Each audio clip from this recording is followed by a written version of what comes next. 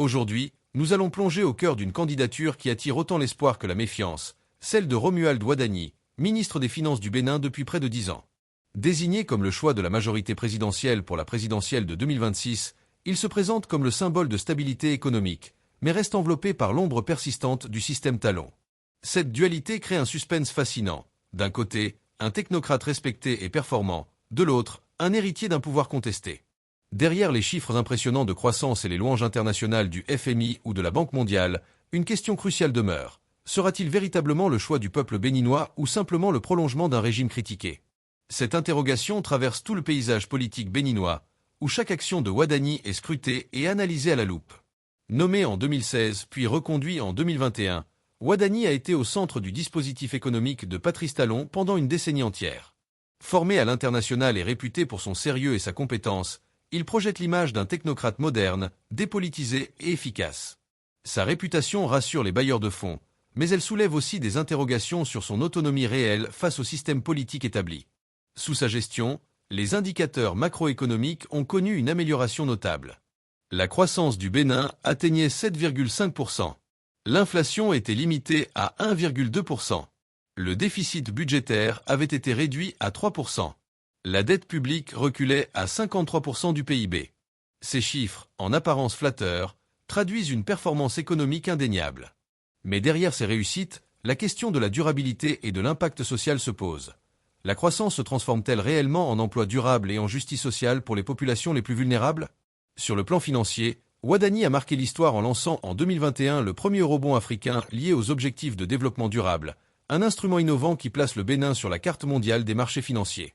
Sur le plan interne, ces réformes fiscales et digitales, incluant la mise en place du timbre électronique, la facturation de la TVA et la modernisation douanière, ont modernisé l'administration publique et renforcé la transparence. Le port de Cotonou a connu une restructuration majeure, visant à transformer le pays en hub logistique régional, tandis que la filière coton s'est imposée comme la première d'Afrique, avec un projet ambitieux d'industrialisation de la chaîne de valeur du textile. Ces réalisations sont présentées comme le bilan d'un ministre visionnaire et opérationnel, capable de transformer la croissance économique en un moteur de développement tangible. Cependant, derrière cette façade, le système Talon reste critiqué. Les législatives et la présidentielle récente ont été marquées par des tensions, des violences et des arrestations qui ont terni l'image démocratique du pays. Les rapports d'Amnesty International et d'autres ONG dénoncent une restriction des libertés fondamentales et une justice parfois instrumentalisée à des fins politiques. Économiquement, la dépendance vis-à-vis du Nigeria constitue un talon d'Achille du modèle béninois. La fermeture des frontières en 2019 à 2020 a révélé la fragilité d'une économie encore largement tributaire du voisin.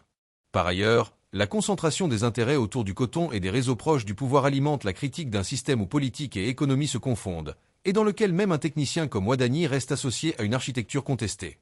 À l'approche de 2026, plusieurs questions se posent. Romuald Wadani acceptera-t-il une compétition électorale réellement transparente et équitable? Saura-t-il se détacher de l'ombre de Patrice Talon pour apparaître comme un homme d'État autonome? Transformera-t-il la croissance en emploi durable pour la jeunesse et en justice sociale pour les plus vulnérables? Garantira-t-il l'indépendance de la justice après les procès politiques qui ont marqué la décennie? 3 trajectoires semblent se dessiner. La continuité maîtrisée. Wadani assume le bilan économique, ajoute des réformes sociales et apporte des gages démocratiques pour assurer le pays et la communauté internationale. La croissance contestée. Les chiffres économiques sont bons, mais le débat central demeure la légitimité démocratique. Les critiques soulignent que la performance technique ne remplace pas la confiance populaire.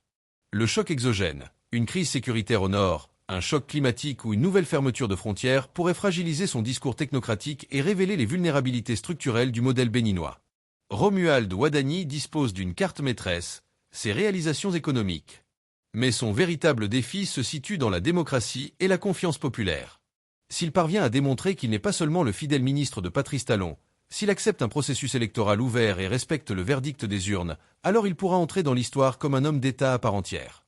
Sinon, sa candidature pourrait apparaître comme une simple continuité autoritaire, et 2026 deviendrait davantage un référendum sur Talon que sur Wadani. Romuald Wadani a transformé le système bancaire béninois. Sous son mandat, la modernisation des banques publiques et privées a été accélérée, avec l'introduction de services numériques sécurisés et de plateformes de paiement mobile intégrées.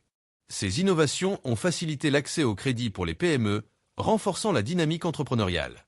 Cependant, Certains analystes dénoncent que ces avancées profitent surtout aux grandes entreprises et aux investisseurs internationaux, laissant une partie de la population marginalisée.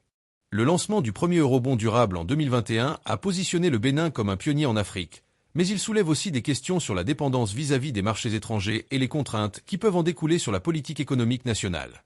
La question centrale reste: cette croissance financière bénéficie-t-elle réellement à l'ensemble de la société béninoise? Le coton, pilier de l'économie béninoise, a été au centre des réformes de Wadani. L'objectif de transformer la chaîne de valeur du textile en une filière industrielle intégrée est ambitieux et visionnaire. Les programmes d'industrialisation visent à créer des emplois locaux et à augmenter la valeur ajoutée des exportations. Toutefois, la dépendance à quelques filières clés rend l'économie vulnérable aux fluctuations des marchés internationaux et aux aléas climatiques. D'autres secteurs agricoles, comme la filière noix de cajou et l'ananas, ont été modernisés, avec l'objectif de diversifier les revenus et réduire la dépendance au coton. Ces initiatives illustrent la volonté de Wadani de bâtir une économie résiliente et moins dépendante d'un seul produit, mais la réussite reste partielle et dépendra de la continuité politique et du climat d'investissement. Sous Wadani, le Bénin a vu des investissements stratégiques dans le transport et la logistique. La restructuration du port de Cotonou et le développement de corridors régionaux visent à transformer le pays en un hub logistique pour l'Afrique de l'Ouest. Ces projets ont un impact significatif sur le commerce régional et renforcent la position du Bénin comme carrefour économique. Cependant, la gestion des infrastructures a également été critiquée pour manque de transparence et favoritisme dans l'attribution des contrats, ce qui alimente les débats sur la gouvernance et la probité des élites politiques et économiques. La question de la jeunesse est centrale pour l'avenir politique du Bénin. Wadani a lancé plusieurs programmes de formation technique et professionnelle, mais la création d'emplois stables reste un défi. Le chômage des jeunes demeure élevé, et beaucoup se tournent vers l'entrepreneuriat informel ou migrent vers les grandes villes et les pays voisins. Dans ses discours, Wadani insiste sur la nécessité de transformer la croissance en opportunités réelles pour la jeunesse, mais le scepticisme persiste. Est-ce que ces initiatives sont suffisamment larges pour impacter le quotidien de millions de jeunes béninois? Le rôle du Bénin dans la région ouest-africaine est étroitement lié à sa politique économique. La fermeture temporaire des frontières avec le Nigeria a montré à quel point l'économie béninoise peut être vulnérable.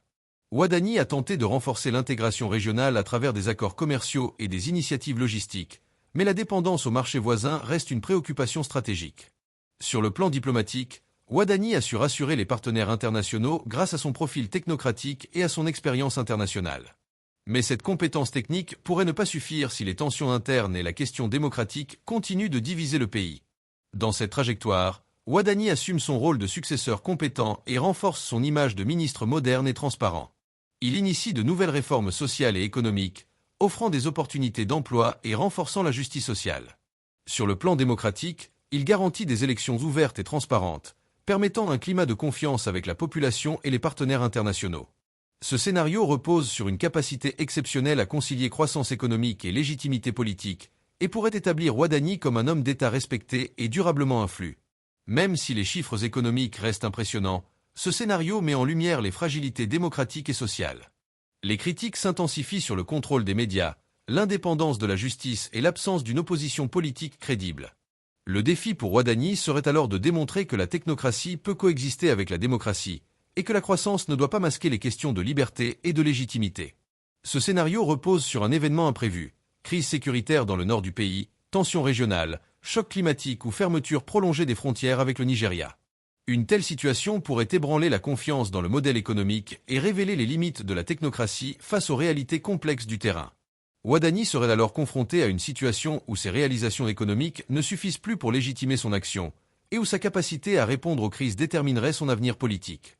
Au-delà des chiffres et des infrastructures, le défi principal de Wadani réside dans la capacité à instaurer la confiance populaire et à renforcer la démocratie. Les critiques soulignent que le système Talon, bien qu'efficace économiquement, a fragilisé certaines institutions démocratiques. L'enjeu pour Wadani est donc double: réussir sur le plan économique tout en légitimant son pouvoir par un engagement réel envers la liberté et la justice. Les organisations de la société civile et les médias indépendants attendent de lui des actions concrètes: ouverture du dialogue politique, respect des droits fondamentaux, transparence dans l'administration et limitation des abus de pouvoir. La réussite dans ces domaines pourrait transformer sa candidature en un symbole de renouveau démocratique, tandis qu'un échec prolongerait la perception d'un régime centralisé autour du pouvoir en place. La jeunesse représente plus de la moitié de la population béninoise, et son soutien est crucial pour toute candidature présidentielle. Wadani a initié des programmes de formation professionnelle et des projets entrepreneuriaux pour les jeunes, mais la question demeure. Ces mesures sont-elles suffisantes pour générer de l'emploi durable? Le développement de l'inclusion sociale doit également s'étendre aux zones rurales et aux populations vulnérables, souvent laissées en marge de la croissance économique. La capacité de Wadani à transformer les chiffres économiques en bien-être réel sera déterminante pour sa légitimité. Le paysage international et les partenariats stratégiques. Wadani bénéficie d'un profil apprécié à l'international grâce à sa formation et ses compétences techniques. Ses relations avec le FMI, la Banque mondiale et les investisseurs étrangers ont renforcé la crédibilité économique du Bénin. Cependant, ce profil international pourrait être perçu comme déconnecté des réalités locales si les attentes sociales et politiques ne sont pas satisfaites. Les relations avec les pays voisins, notamment le Nigeria et le Togo, restent stratégiques. La dépendance commerciale, l'ouverture des frontières et les flux logistiques conditionnent directement la stabilité économique. Tout choc externe pourrait donc mettre en évidence les limites du modèle actuel et tester la capacité de Wadani à gérer la complexité géopolitique. Tensions sociales et chômage. Si l'emploi des jeunes et la redistribution des richesses ne progressent pas, la contestation populaire pourrait s'intensifier. Instabilité politique. L'absence de dialogue avec l'opposition et les critiques sur la démocratie pourraient affaiblir la légitimité de la candidature. Chocs économiques ou climatiques. La dépendance au marché étranger et aux filières clés rend le pays vulnérable aux crises régionales et internationales. Capitaliser sur le bilan économique. Les réformes et la croissance restent un atout indéniable qui peut séduire les électeurs et les investisseurs.